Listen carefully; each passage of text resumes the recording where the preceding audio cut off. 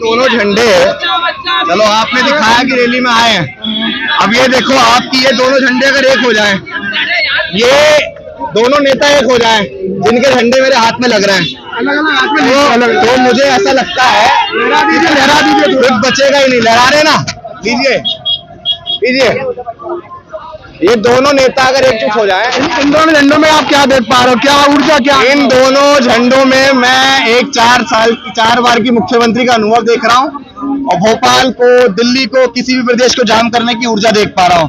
यहाँ लगे हुए हैं इन दो झंडों के साथ साथ हमारे समाज के और भी पॉलिटिकल लीडर हैं। मेरा सबसे निवेदन है कि 2024 के इलेक्शन तक आपस के मतभेद भूल के आप एकजुट होकर, दुश्मन बहुत मजबूत है, वो अपनी विचारधारा को बहुत मजबूती से स्थापित कर रहा है। मैदान में बहुजन नेताओं को एक करने के लिए फिलहाल बात करेंगे। सर कितना किलोमीटर चल रही है? मेरा सफर मुझे ऐसा लगता है कि करीब हम लोग 900-1000 किलोमीटर चल रही है अभी। 1000 किलोमीटर? हाँ। क्या देखा आपने? आप एक आंदोलन लेके चल रहे हो कि मायावती और चंद्रशेखर एक गाय कैसे कर पाओगे आप? देखो मुझे ऐसा लगता है कि हम लोग संघर्ष कर रहे हैं, और संघर्ष सफल जरूर होगा, क्योंकि हमारा आंदोलन सच्चा है, और ये हम बहुत अच्छे से जानते हैं कि बिखरे हुए लोग शासक नहीं बन सकते हैं, तो उनको एकजुट करने के लिए किसी को तो जमीन पर उतारना पड़ेगा। आज सड़कों पे आप घूम रहे हो, इतना दूरी तय कर ली, कुछ बदलाव दिख रहा है आपको?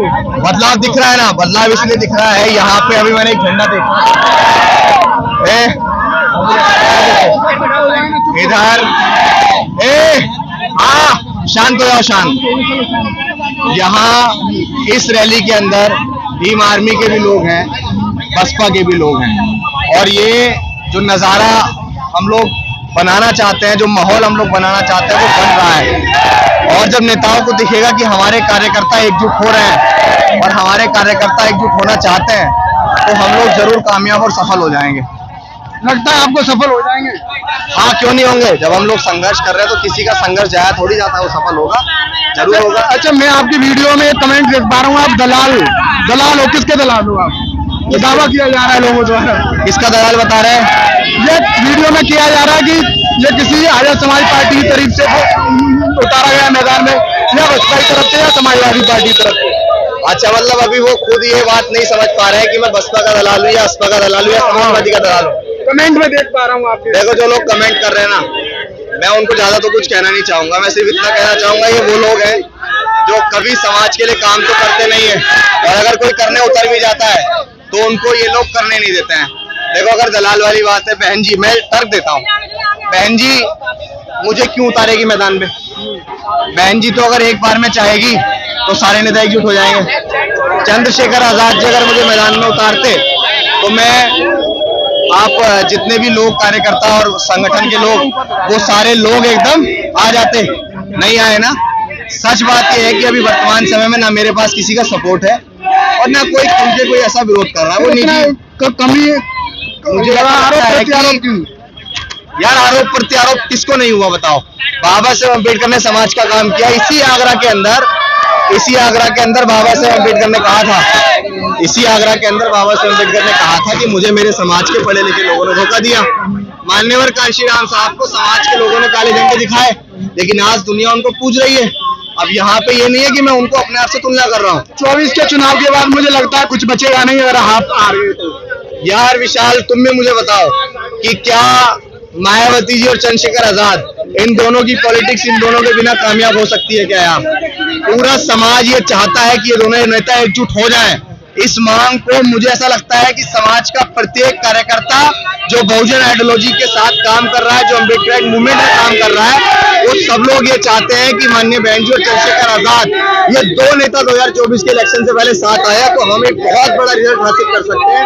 अन्यथा स्थिति वो जीरो की ओर जा रही है, नील। गठबंधन ने दोनों नेताओं को नकार दिया है, अभी किसी को नहीं बुलाया, आपने देखा होगा, क्या वजह रही है? यार एक बात बताओ ना, बिखरे हुए लोगों को कौन एक्सेप्ट करता है? बिखरे हुए लोगों को कौन अपने साथ लेता है? आप इस देश के अंदर, मैं कह रहा हूं कि आप लिख के ले लो, माननीय बहन जी चंद्रशेखर आजाद साथ आ जाए तो इंडिया जैसे गठबंधन नतमस्तक होंगे इन दोनों नेताओं को साथ देने के लिए। अगर ये दोनों एक साथ आ गए, बिल्कुल, अगर ये दोनों एक साथ आ गए तो मुझे ऐसा लगता ही नहीं है, मेरा यकीन और पूर्ण विश्वास है कि ये जितने गठबंधन बन रहे हैं ना, इन सब लोगों की फर्स्ट प्रायोरिटी यही रहेगी कि दोनों नेता हमारे गठबंधन का हिस्सा बन जाए। आपके कितने प्रयास आपने किए, मतलब कोई प्रयास किया संपर्क साधने किसी से? देखो, संपर्क साधने की बात ऐसी है, अभी मैं बहन जी के पास चला जाऊं तो मुझसे बहन जी क्यों मिलेंगी?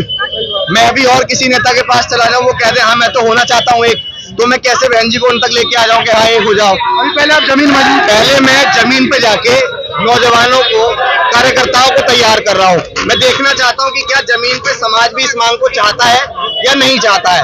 और जब हमें ये एहसास हो जाएगा कि हाँ जिस चीज को मैं चाहता हूँ समाज भी जमीन पे उस चीज को चाह रहा है, तब हम बड़े लेवल पे अपनी चीजों को लेकर तमाम प्रत्येक नेताओं के यहाँ जाएंगे। आपने जो बीड़ा उठाया है, ना आप पे संसाधन है, ना कुछ है, ना गाड़ी भी नहीं है तो आपको तो आप किस तरीके से मंजिल तक पहुंचा पाओगे? यार ये बताओ, 6000 सालों से जो समाज गुलाम था उसको डॉक्टर अंबेडकर ने कैसे स्थापित किया? कैसे? क्योंकि उनके पास दृढ़ संकल्प था, उनके पास कुछ कर्ज गुजर जाने की क्षमता थी, उनके पास संसाधन नहीं थे, उसके बाद भी 32 डिग्री हासिल की ना, उनके पास कुछ भी नहीं था, जब नई बाल भी नहीं काट रहा था, सारी चीजें नहीं थी, उसके बाद भी वो उस स्थिति में है कि उन्होंने भारत देश का संविधान लिखा। तो आज अभिषेक के पास तो फिर भी इन नौजवानों का प्यार है। ये दोनों झंडे, चलो आपने दिखाया कि रैली में आए हैं, अब ये देखो आपकी ये दोनों झंडे अगर एक हो जाएं, ये दोनों नेता एक हो जाएं, जिनके झंडे मेरे हाथ में लग रहे हैं, तो मुझे ऐसा लगता है लहरा दीजिए, कुछ बचेगा ही नहीं। लहरा रहे ना, लीजिए लीजिए। ये दोनों नेता अगर एकजुट हो जाएं, इन दोनों झंडों में आप क्या देख पा रहे हो, क्या ऊर्जा, क्या? इन दोनों झंडों में मैं एक 4 बार की मुख्यमंत्री का अनुभव देख रहा हूँ, और भोपाल को, दिल्ली को, किसी भी प्रदेश को जाम करने की ऊर्जा देख पा रहा हूँ। तो मुझे ऐसा लगता है कि जब अनुभव और ऊर्जा एकजुट हो जाएगी तो किसी भी चीज की आवश्यकता समाज को नहीं पड़ेगी। ये लहराओ, लो झंडे पकड़ो, इसके पास से बहुत अच्छे लोग।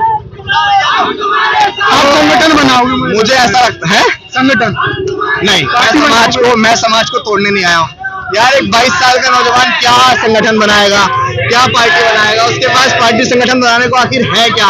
मेरे पास तो कुछ भी नहीं है यार, बहुत सिंपल सा आदमी हूँ, व्यक्ति हूँ, समाज को जोड़ने का एक प्रयास कर रहा हूँ, निकल गया हूँ मैदान में। बस कोई संभावना नहीं है कभी बनाने की? नहीं, आपका देश में नाम तो यही है, संगठन समाज के बहुत है, भीम आर्मी इतना अच्छा संगठन है, हम क्यों?